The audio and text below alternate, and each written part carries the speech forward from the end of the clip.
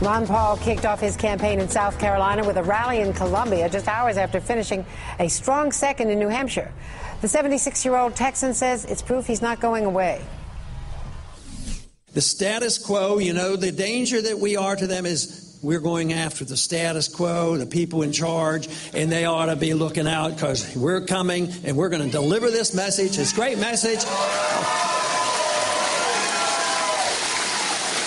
To me, it's the great message of peace and prosperity. Thank you very much. Doug Wead is a senior advisor to the Paul campaign and joins us now from Washington. Doug, great to see you again. Thanks so much for joining us.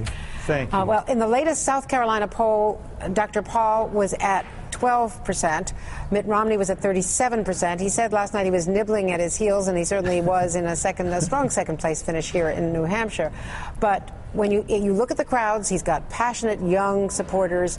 He's got a lot of anti-war supporters, a lot of libertarian supporters. At the same time, do you really think he has a credible run or march to the nomination, given the fact that Mitt Romney has now won Iowa and New Hampshire and is far ahead in South Carolina? Yes, we do. If we've learned anything in this election cycle, we have learned that anything can happen. And this is basically now a two-man race. That is a secret that's been hidden in plain view for 6 months, with the polls that showed both Ron Paul and Mitt Romney as the only Republican candidates that were within striking distance of Obama. And Ron Paul was doing as well as Mitt Romney within the margin of error of those polls, whether it's NBC Marist or Washington Post ABC. So this is real. Perception? No, I agree. But reality, we have to run this campaign on reality, and we can still win it. But the exit polls don't have that kind of margin of error. And in the exit polls, overwhelmingly, those who voted in New Hampshire said that they think that the most important qualification is electability, and that Mitt Romney has that nailed. Now, going forward, if Ron Paul does not win in South Carolina, is there a point at which he would decide not to continue on because it would simply be damaging the frontrunner, Mitt Romney, and helping to reelect Barack Obama? Well, just a second, Andrea, I challenge your premise. It's true that in those exit polls, they say that electability is the most important issue.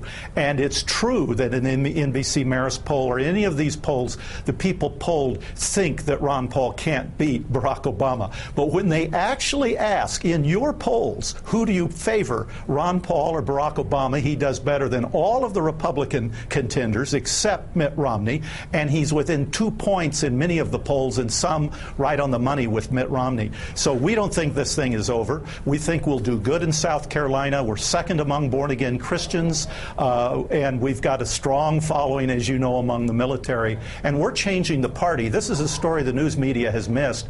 I saw the change of the party under Goldwater. I saw the change in '88 when evangelicals swept into the party. Something like this is going on now. Our supporters are coming in and changing the Republican Party from the county level up, and the news media is missing this. Well, no, you're absolutely right. There is a big change in the party, and we see it. Those of us who've been out and watched Ron Paul campaigning see it. At the same time, you said that he is the only one going up against Romney. He's the only one with real strength going up against Romney, but you still have Newt Gingrich, you have Huntsman, you've got Santorum in the race. Is it time for the others to get out? And if they don't get out and they say they're not getting out, doesn't that dilute the anti-Romney vote? Yes, it does. And to answer that question, we don't see, for example, John Huntsman as a serious candidate. We like him because he takes votes away from Romney, but he's not even on the ballot in Arizona. There are 24 presidential candidates that made the ballot in Arizona. He didn't make it. Some of these candidates aren't on the ballot in Illinois, the 5th largest state. Gingrich and Santorum are not on the ballot in Virginia, which is Gingrich's home state. So it's very clear Would you roll out a third-party run if he doesn't win the nomination? He's not going to run for a third party. He won't do it. But he's going to make a vigorous run against Mitt Romney. We see Mitt Romney's #1 contributor is Goldman Sachs. #1 contributor to Barack Obama, Goldman Sachs. People want to change. They want someone who's not touched by the corruption of K Street or Wall Street or Congress. And here's this kindly old doctor gentleman from Texas who is like a clean boat in a sea of garbage, and people love him.